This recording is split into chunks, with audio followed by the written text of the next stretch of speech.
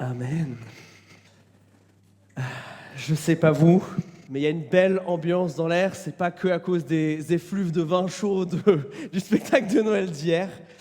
Mais ça y est, on y arrive. On est presque à Noël. Et chez nous, à Noël, à Vertical, on a vécu plein de choses. Peut-être vous étiez là au spectacle d'hier qui était incroyable. Merci encore à toute l'équipe. C'était vraiment trop top. Et on a fait plein de choses durant ce Noël. Et il y a une chose pour laquelle je veux vous remercier. Ce Noël, on a décidé d'avoir un vrai temps solidaire pour prendre soin des plus démunis. Et vous l'avez vu pendant tout ce mois de décembre, on vous a appelé à réfléchir, à prier et à donner pour qu'on puisse collecter des denrées de première nécessité, des écharpes et des gants dans ces temps froids, des produits d'hygiène pour des gens qui sont un peu en galère. Et je veux vous dire merci parce qu'il a pu être distribué 19 paquets à des gens qui viennent d'arriver en France, qui seulement apprennent à peine le français, et on a pu les bénir de cette manière, mais aussi 15 paquets, donc au final 34, à des femmes qu'on veut aider à sortir de la prostitution. Et c'est absolument génial. Merci vraiment à tous d'avoir vécu quelque chose de la solidarité de Noël. Vous avez été solidaires. Eh bien, je vais vous montrer aujourd'hui comment Jésus s'est fait solidaire de vous. Aujourd'hui, je veux vous parler de ce grand sujet un peu technique qui est l'incarnation. Derrière ce mot se cache cette idée. Jésus qui a toujours existé et qui a toujours été 100% Dieu, à un moment est devenu aussi 100% homme. Il est venu à Noël et ça change des tonnes de choses pour nous. Mon objectif, c'est de vous montrer ça. En quoi Dieu nous a rejoints, en quoi Dieu s'est fait solidaire à vous et à moi. Parce que je crois que c'est ça qui va nourrir chez nous, à l'intérieur de notre cœur, une envie de fêter ce temps et de se réjouir. Et aujourd'hui, je vous ai cuisiné un steak. On va dans la lettre aux Hébreux. Alors prenez vos Bibles, ouvrez-la dans le Nouveau Testament, la lettre aux Hébreux au chapitre 2. Ce n'est pas un texte des plus faciles, et si vous voulez plus de facilité et que vous utilisez un téléphone, prenez la traduction Nouvelle Bible Seconde, c'est la même que j'utilise. Ce sera peut-être un poil plus facile pour vous à suivre. Rappelez-vous, dans la Bible, on a plusieurs traductions, nous n'avons qu'une seule version de l'Écriture. Alors, Hébreux chapitre 2, on va commencer notre lecture au verset 10.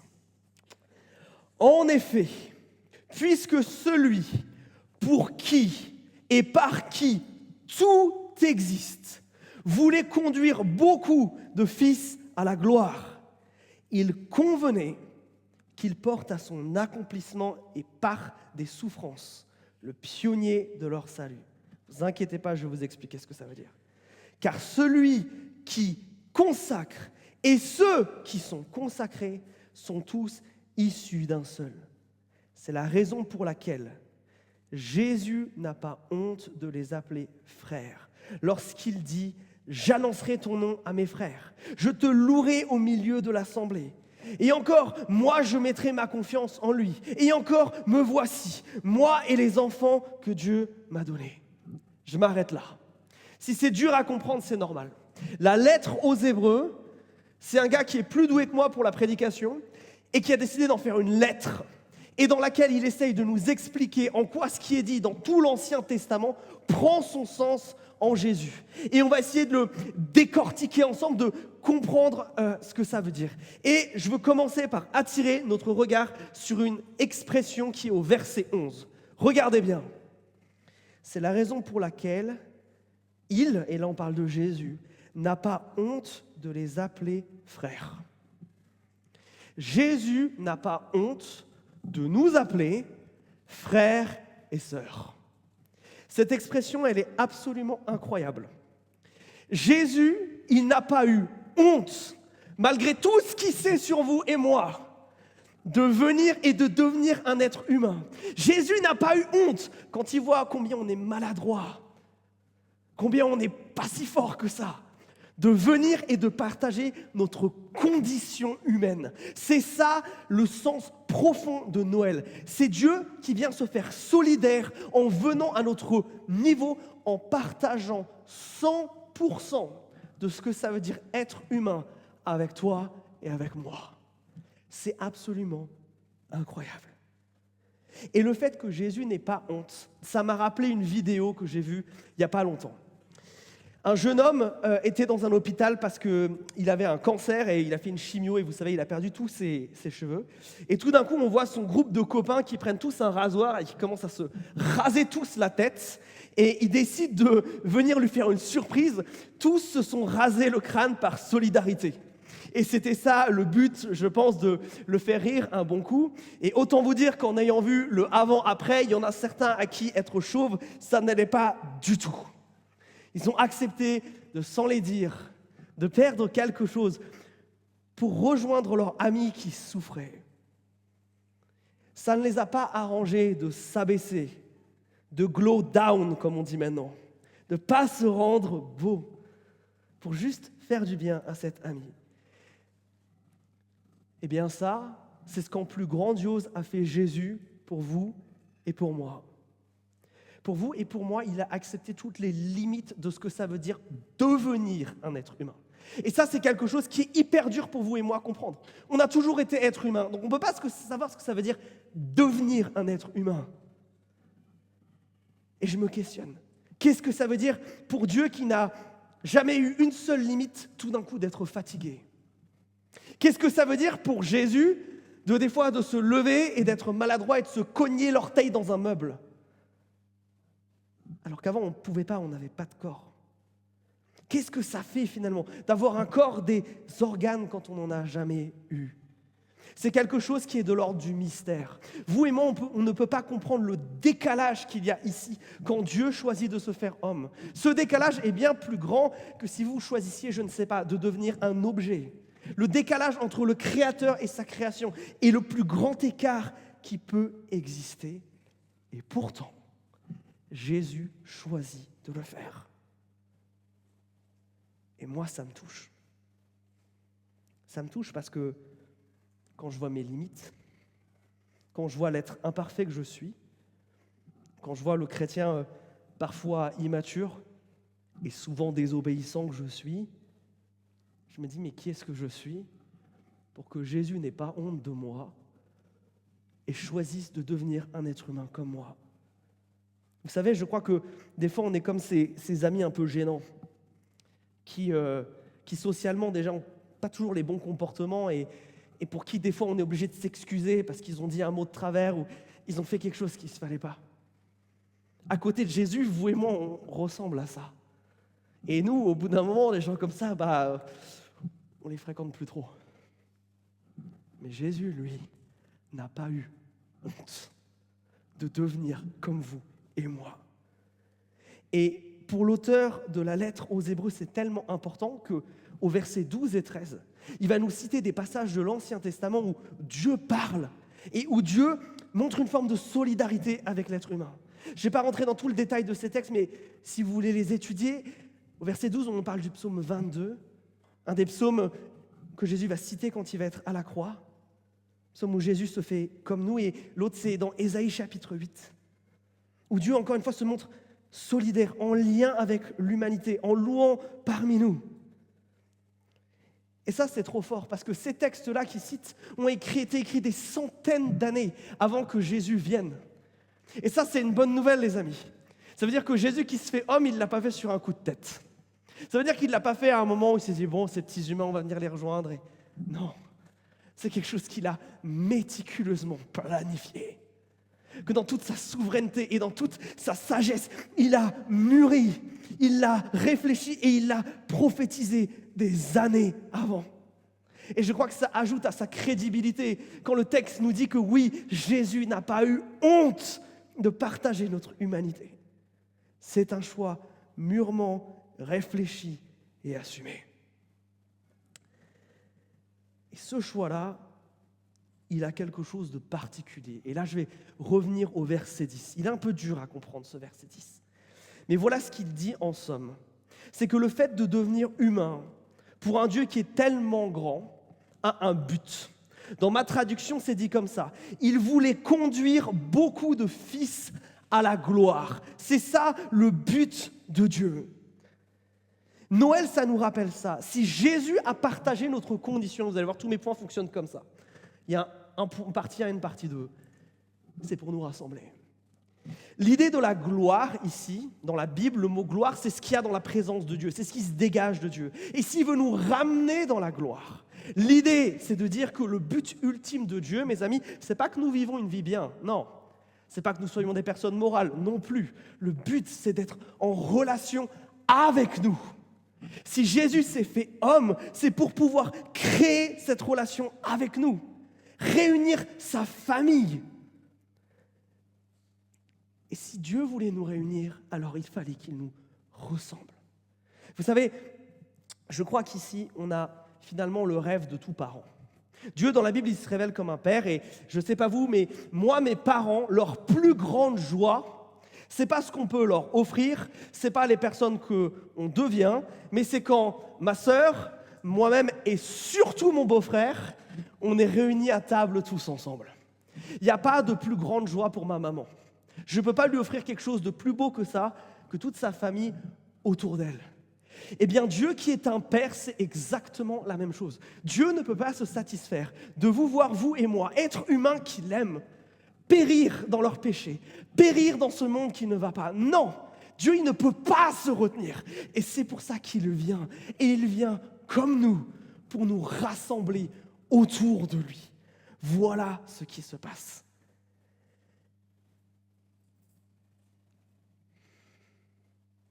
Pour qu'on soit ensemble, pour être ensemble, il faut qu'on soit physiquement là. Voilà pourquoi Jésus a dû venir physiquement pour être avec nous. Ça vous explique aussi pourquoi. Jésus n'est pas arrivé avec la forme d'un homme de 30 ans, qu'il est allé à la croix et il est reparti immédiatement. Non, le but profond de Dieu en envoyant Jésus-Christ, c'est de rassembler sa famille. Voilà pourquoi l'incarnation, c'est aussi beau que ça. Et il y a une touche finale à ça. Et je veux revenir sur ce verset 10. Parce qu'il dit quelque chose qui est un peu perturbant. Donc son but, c'était de conduire beaucoup de personnes à la gloire. Et la manière dont il fait ça, c'est Jésus qui souffre, ok ? Et ça, dans ma traduction, c'est écrit comme ça. Il convenait qu'il porte à son accomplissement. Le fait que Jésus vienne, qu'il souffre et meure, comme on vient de le chanter, ça amène quelque chose à son accomplissement, à son bout. Et cette idée-là, c'est de venir nous sauver. Justement, on va revenir après sur ce que Jésus fait à la croix. Mais moi, dans ma traduction, vous avez peut-être un autre mot qui est utilisé là, pour moi, c'est dit « il convenait ». C'était la chose convenable à faire. Quand j'ai lu ce texte, je me suis dit, mais pourquoi c'était une chose convenable ? En quoi c'est une chose convenable que Dieu se fasse homme, que Dieu n'ait pas honte de nous, que Dieu meure pour nous ? Non, c'est pas l'image qu'on se fait d'un héros, c'est pas l'image qu'on se fait d'un Dieu, non. Non. Jusqu'à ce que je réalise ceci. C'est que ça convient au caractère de Dieu. Mes amis, cette incarnation, le fait de venir partager notre condition, je crois que Dieu ne pouvait pas faire autrement à cause de son caractère. Voici pourquoi. La Bible nous dit que Dieu est amour. L'amour, ce n'est pas juste un concept comme ça, c'est quelque chose qui émane de Dieu. Et le véritable amour, c'est l'amour qui est toujours prêt à se sacrifier pour l'autre, à le rejoindre dans sa souffrance. Le véritable amour, ce n'est pas juste être bien avec quelqu'un et quand tout est beau, non. Le véritable amour, c'est aller aider l'autre, c'est aller le soutenir quand il ne le mérite pas, quand il est contre nous. Voilà ce que Jésus fait. Il n'était pas convenable autrement que par l'incarnation pour Dieu de venir près de nous et de venir nous sauver. C'est une manifestation de la grandeur de son amour pour vous et pour moi. L'amour de Dieu, quelque part, l'obligeait à venir et à venir vers vous et moi. Waouh! Mes amis, le fait que Jésus vienne à Noël partager notre condition humaine, nous rassembler, c'est un puissant rappel que Dieu vous aime vraiment. Si Dieu a accepté de devenir humain et n'a pas eu honte, rendez-vous compte de quelle valeur vous avez à ses yeux. Il a été prêt à faire ça pour absolument chacun d'entre nous ici. Je crois que bien souvent, quand on a une estime de soi qui est extrêmement faible, c'est qu'on ne réalise pas à quel point nous avons de la valeur aux yeux de Dieu. Et rendez-vous compte, ce n'est pas seulement parce que Dieu est gentil, non. Le texte nous dit qu'il n'a pas eu honte de venir vers nous. Il n'a pas honte que toi, tu sois chrétien et que tu fasses partie de sa famille. Et ça n'a rien à voir avec à quel point tu es un bon chrétien, à quel point tu lis ta Bible, à quel point tu ne pêches pas. Tout ça, ça a à voir avec son caractère bienveillant qui est venu pour toi. Moi, ça m'émerveille. Et j'espère que vous aussi. Alors, la semaine dernière, Yann nous a dit quelque chose d'important. Il nous a dit que Noël, c'était un temps d'espoir, un temps où on était censé ne plus craindre. Et je crois qu'il a raison. Et pour deux raisons très précises que le texte va maintenant nous montrer. On va continuer à lire ce texte. On va reprendre au verset 14. Regardez ce qui est dit. Ainsi donc, puisque ces enfants, donc nous, ont en commun le sang et la chair, lui aussi, pareillement, a partagé la même condition. Et pour deux choses. Un, pour réduire à rien, par sa mort, celui qui détenait le pouvoir de la mort, c'est-à-dire le diable. Et deux, délivrer tous ceux qui, par la crainte de la mort, étaient retenus dans l'esclavage toute leur vie. Assurément, en effet, ce n'est pas à des anges qu'il est venu en aide, mais à la descendance d'Abraham qu'il vient en aide. Ok, ces versets, ils nous montrent comment Pâques et Noël sont reliés entre eux. Comme vous savez, les deux parties d'un film, un film en deux épisodes. Pour que Jésus meure et nous sauve, il fallait qu'il puisse mourir.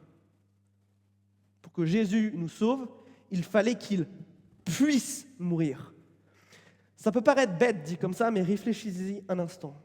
Comment un Dieu qui est tout-puissant, comment un Dieu qui est éternel, comment un Dieu qui n'a pas de corps peut-il nous sauver en mourant pour nous? Ce n'est pas possible en fait. Sauf si le Tout-Puissant choisit de devenir homme, choisit d'accepter le fait d'avoir un corps faible. Si Jésus s'est incarné, c'est pour mourir. C'est par sa mort qu'il a mis la mort à mort. Voilà ce qui s'est passé. Au verset 15, l'auteur insiste sur le fait verset 14, que par la mort de Jésus, Satan a perdu, regardez, son pouvoir sur la mort. Et ça, c'est absolument génial. Parce que, mes amis, on sait tous, et c'est le commun de tous les êtres humains, qu'un jour, on va mourir. Et ça a tendance à nous faire peur. S'il y a bien une chose que les êtres humains ont compris dans toute leur folie, c'est qu'à un moment, c'est fini. Et dans la vision biblique des choses, la mort, ce n'est pas quelque chose de normal. Non, la mort, c'est la conséquence du péché. De manière simplifiée, la mort, c'est la punition pour le mal que nous faisons. Et le mal, mes amis, si vous avez déjà lu l'Écriture et déjà vu quels sont les standards de Dieu, on en fait quand même pas mal. Et parce que tout humain pêche, tout humain meurt. Oh. Et pour que cela se fasse, eh bien, il faut quelqu'un qui vienne nous accuser. Quelqu'un qui vienne cafeter à Dieu. Vous savez, une mauvaise petit frère ou petite sœur là, qui vient rapporter et qui vient dire à Dieu, lui, elle, il fait le mal. Quelqu'un qui a un peu le rôle d'accusateur, de procureur. Quelqu'un dont l'objectif, c'est de nous voir périr. Et dans la Bible, ça, c'est Satan. Satan, c'est premièrement pas un prénom, un nom propre. Non, c'est un titre. Ça veut dire accusateur en hébreu. Aujourd'hui, on le traduirait beaucoup plus par le mot peut-être procureur. Mais alors que Satan fait ça depuis des générations et des générations, enferme l'humanité dans la mort, quand Jésus, lui, meurt et choisit de devenir solidaire de la condamnation que nous méritons, quelque chose d'incroyable se passe. Satan pensait qu'il avait gagné. Il avait réussi à tuer, à assassiner un homme qu'il n'arrivait pas à condamner parce que lui, contrairement à nous, ne faisait pas le mal. Mais quelle ne fut pas sa surprise à lui et à ses démons quand Dieu lui-même est arrivé dans la mort, et il n'est pas arrivé comme un prisonnier, comme un captif, mais comme un conquérant pour le virer de là. Parce que maintenant, à chaque fois que Satan ose accuser un être humain, Jésus dit: je suis d'ores et déjà mort à sa place. J'ai déjà payé le prix. La mort elle-même n'est plus la punition de l'humanité, parce que la dette, je l'ai payée. Satan se trouve frustré, parce que si nous choisissons de faire confiance à Jésus, alors il ne peut plus rien faire. Et ça, mes amis, c'est vrai pour tous ceux qui sont, et c'est ce que le verset 16 nous dit, de la descendance d'Abraham. Alors, on ne parle pas ici de génétique. On ne parle pas ici d'être descendant du peuple juif. Non. Abraham, dans la Bible, c'est le père de tous les croyants. Ceux qui ont accès à cela. Ceux qui comprennent et qui choisissent de croire que Jésus-Christ, oui, a partagé leur condamnation, se retrouvent sauvés. De la même manière, tous ceux qui font confiance à Jésus échappent à la mort. Là où elle était une punition éternelle, un couloir sans fin, Jésus en a fait une simple petite porte qui nous amène vers la vie éternelle. Voilà ce qui s'est passé. Noël, mes amis, c'est une démonstration de puissance de la part de Dieu. Parce qu'il va venir nous arracher à la mort. Et à Noël, il ne vient pas sur un cheval, il ne vient pas avec une épée. Il vient dans la forme d'un tout petit bébé, tout mignon, tout fragile. Et c'est celui-là qu'il va battre la mort elle-même. Jésus s'est fait solidaire de notre condamnation dans le péché pour qu'ensuite nous puissions être délivrés de la puissance de la mort. Mais ça va plus loin. Parce que le verset 15, il nous parle de quelque chose. Il nous dit, le problème n'est pas que la mort, mais aussi la peur de la mort. La peur de la mort, elle nous rend esclaves. Si la mort existe, elle nous fait peur. Et parce qu'elle nous fait peur, elle nous amène à agir, et bien souvent de la mauvaise manière. Parce que l'être humain sait qu'il a peu de temps sur Terre, ça va l'emmener à prendre tout un tas de décisions, et bien souvent les mauvaises. Parce que nous avons peur de la mort, nous cherchons à l'ignorer et à l'oublier. Et pour cela, on essaye de se bâtir toute une fausse sécurité sur des biens matériels, en se concentrant sur l'accomplissement de projets, de rêves et d'objectifs pour ne pas penser à la destination finale qu'est la tombe. Parce qu'elle nous fait peur, cette mort, on essaye de l'oublier en nous faisant passer en premier. C'est moi d'abord et l'autre ensuite. Je ne vais pas prendre le risque de perdre mon temps, mon trésor et mon talent pour un autre que moi-même. Oui, je crois que finalement, l'égoïsme de l'être humain vient de là, vient de notre peur profonde de la mort. Et ça nous esclavagise. C'est une addiction. Voilà ce qui nous enchaîne dans le péché. Tout cela vient du fait que nous vivons bien souvent comme si la vie n'allait pas être éternelle, mais comme si elle pouvait s'arrêter d'un instant à l'autre. Le carpe diem n'est pas une notion biblique. Et ça nous amène bien souvent à privilégier le plaisir immédiat et individuel sur un bonheur à long terme et collectif. Jésus, par sa mort, nous délivre du pouvoir de la mort, mais par sa vie, par sa manière de vivre, nous apprend à vivre différemment. Non pas comme des esclaves de la peur et de la mort. Non, son sacrifice à la croix l'a volé de tout son pouvoir. Sa vie sur terre nous montre l'exemple de ce que c'est, de quelqu'un qui est vraiment libre de la mort, qui est vraiment libre d'aimer, qui n'est pas obligé de tomber dans l'égoïsme pour se protéger, pour se satisfaire, pour se sentir aimé. Non.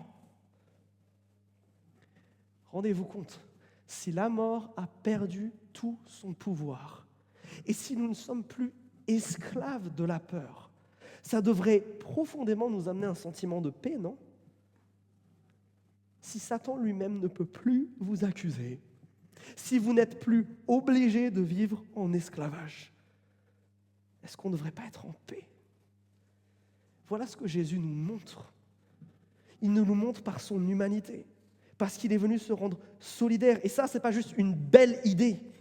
Non, le fait qu'il soit venu et que ça se soit passé devant des centaines et des milliers de gens nous prouve la réalité de ces mots. Si nous ne sommes plus esclaves de la peur, je crois que ça devrait nous amener à prendre des décisions qui sont toujours orientées sur le très très très long terme, sur ce qui va se passer après finalement. Je vous donne un exemple, un que j'aime bien, celui du pardon. Si on prenait au sérieux que la vie était éternelle et que le pouvoir de la mort n'était plus là, alors je crois qu'on serait des professionnels du pardon, parce qu'il y a un truc, je crois qu'on ne supporterait pas, c'est d'entrer dans les cieux devant Jésus et de se regarder du coin de l'œil de manière bizarre, parce que sur cette terre, on ne s'est pas aimé et que maintenant, on va passer l'éternité ensemble. Voilà quelque chose qui change très pratiquement et très profondément quand je commence à vivre comme quelqu'un qui n'est plus esclave de la peur de la mort, comme quelqu'un qui a compris que Jésus, lui, a mis sa misère à Satan. Non. Notre Dieu est venu en conquérant, et ça c'est un rappel puissant que la mort du Christ, qu'à la mort du Christ, c'est la mort de la mort. Mais c'est pas tout. C'est pas tout parce qu'il y a encore plus. Dieu, il est solidaire d'une autre manière. En se faisant humain, il devient solidaire sur quelque chose de très présent et de très actuel. Et pour ça, il faut qu'on continue à lire le texte. Verset 17. Ainsi devait-il devenir en tout semblable à ses frères. Pourquoi ? Afin d'être un grand prêtre compatissant et digne de confiance dans le service de Dieu, pour faire l'expiation des péchés du peuple. Car du fait qu'il a souffert lui-même quand il a été mis à l'épreuve, il peut secourir ceux qui sont mis à l'épreuve. Alors ça, c'est fantastique. Jésus, il est devenu solidaire de quelque chose d'autre, de nos combats. C'est ce que le verset 18 nous dit, regardez. Lui aussi, il a été mis à l'épreuve de la même manière que nous. Si Jésus a partagé tout ce qu'il fait d'un être humain, il n'y a pas une seule tentation que vous ressentez sur un seul domaine, quel qu'il soit, que lui non plus n'ait pas dû combattre. Mes amis, Jésus-Christ sait ce que nous ressentons, sait ce que nous vivons, non pas parce qu'il est Dieu et parce qu'il sait tout, mais parce qu'il a été vraiment 100% humain. Et ça, c'est une bonne nouvelle. C'est une bonne nouvelle à plusieurs titres. D'abord, ce qui nous est dit au verset 17. Parce qu'il est pleinement comme Dieu le Père, et parce qu'il est aussi pleinement comme nous, il est cet intermédiaire, ce grand prêtre parfait entre Dieu et les hommes. L'incarnation de Jésus, elle était nécessaire pour qu'on ait une vraie relation avec Dieu, en fait. Vous savez, dans l'Ancien Testament, le prêtre, et particulièrement le grand prêtre, il agissait un petit peu comme un pont. Un pont entre les gens et Dieu, globalement. Et Jésus, il nous dit qu'il est venu prendre cette place, mais il est venu la prendre de manière particulière, en se faisant, lui, homme. Et ça, c'est génial, parce qu'il y a deux choses qui arrivent avec ça. Et c'est ce qu'il nous est dit au verset 17, regardez. Parce qu'il s'est fait semblable à nous, il est à la fois compatissant et digne de confiance ou fidèle de l'autre côté. Ça, c'est trop fort. Parce qu'il s'est fait homme, Jésus, il peut compatir à nos souffrances. Dans un monde où on n'en fait jamais assez, où les gens, même quand vous leur partagez ce qui est dur et ce qui va mal pour vous, il y a toujours une limite à laquelle ils ne comprennent pas vraiment ce que vous ressentez. Et ça frustre, ça. Il y en a un qui peut. Il y en a un qui comprend exactement, qui vous comprend parfaitement et que du coup, quand vous le priez, peut parfaitement retranscrire ce dont vous avez besoin et ce que vous vivez à Dieu le Père. Incroyable. Jésus comprend parce qu'il s'est fait homme. Il comprend l'être humain non seulement parce qu'il est son concepteur, mais parce qu'il l'a vécu.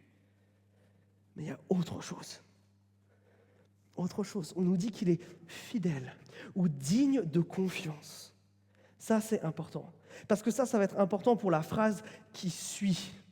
Il est digne de confiance dans le service de Dieu pour faire l'expiation du péché.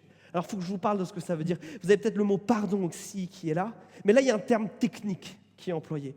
Le mot expiation. Alors, ce n'est pas un mot que vous utilisez tous les jours, j'en ai bien conscience. Le mot expiation, c'est le fait de couvrir une faute. C'est quelque part de plus la voir, pas parce qu'on l'oublie, mais parce qu'elle n'existe plus. Parce qu'elle est quelque part détruite.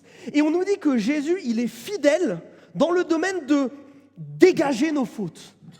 Dans le fait de faire l'expiation, regardez, des péchés du peuple, donc de vraiment tout le monde.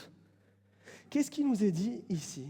C'est que si Jésus s'est fait homme, s'il a été solidaire de nos combats, c'est premièrement pour nous apporter le pardon et le salut. C'est pour pouvoir que nous aussi, nous puissions avoir accès à Dieu sans que le péché fasse obstacle. Pourquoi? Parce qu'il l'a expié, parce qu'il l'a poussé vers la sortie, parce qu'il l'a dégagé. Il n'y a pas de mot assez fort pour expliquer ce que Jésus a fait.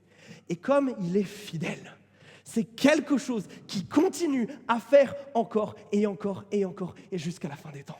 Rends-toi compte, tu ne pécheras jamais assez fort pour que Dieu en ait marre de toi. Tu ne pécheras jamais assez fort pour que le sacrifice de Jésus ne soit plus valide pour toi. Ce n'est pas possible.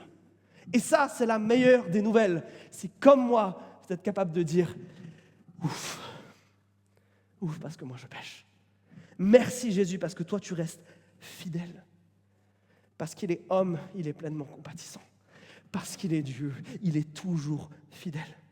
Pour que le péché n'ait plus d'emprise sur notre relation avec Dieu. Parce que mes amis, c'est ça le plus gros des problèmes de l'humanité.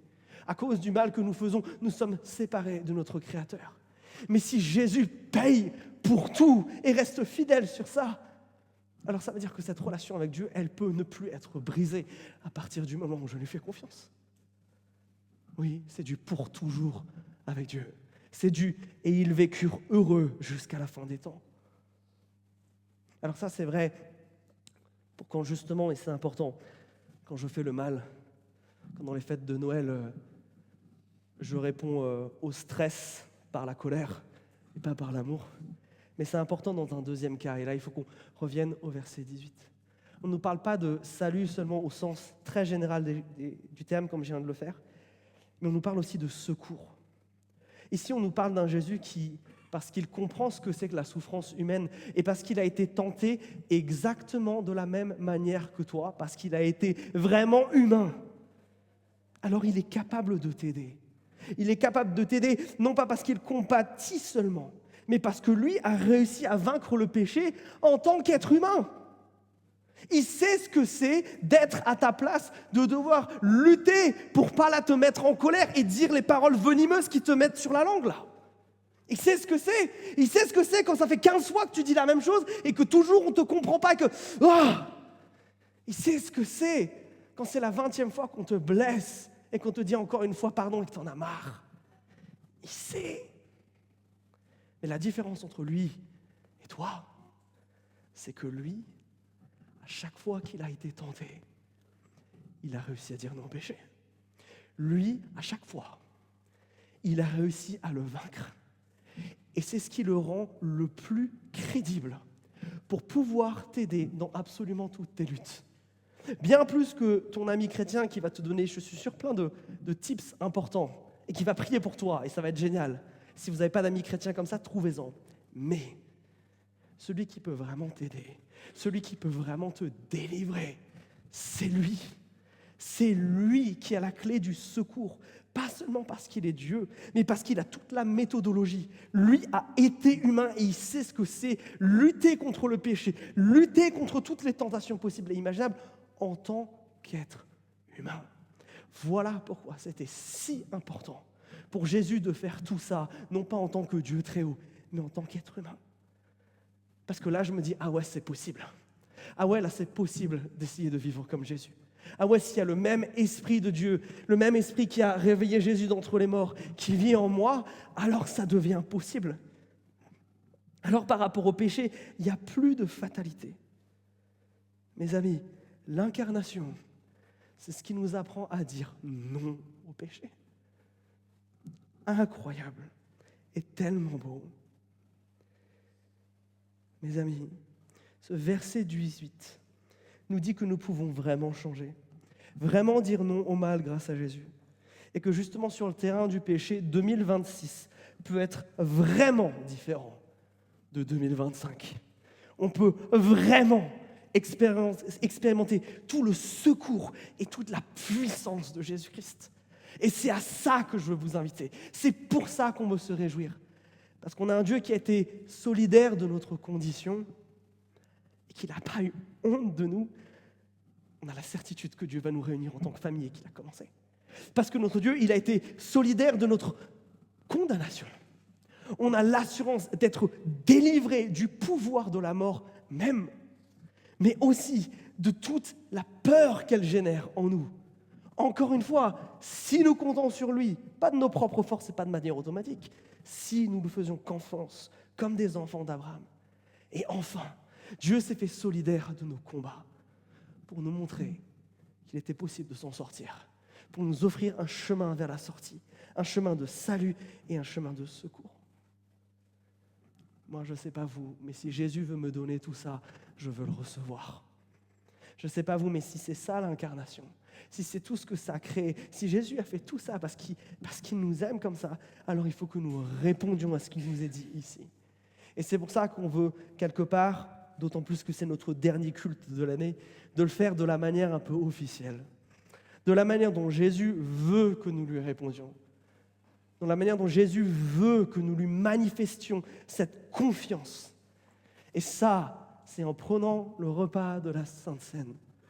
Le repas de la Sainte Seine, il proclame tout ce que nous venons de dire, que c'est Dieu fait homme qui est venu pour mourir, pour vous et moi, pour que nous ayons la vie, pour que nous ayons le secours, pour qu'enfin il y ait un peu de lumière dans ce monde qui est pas toujours si clair.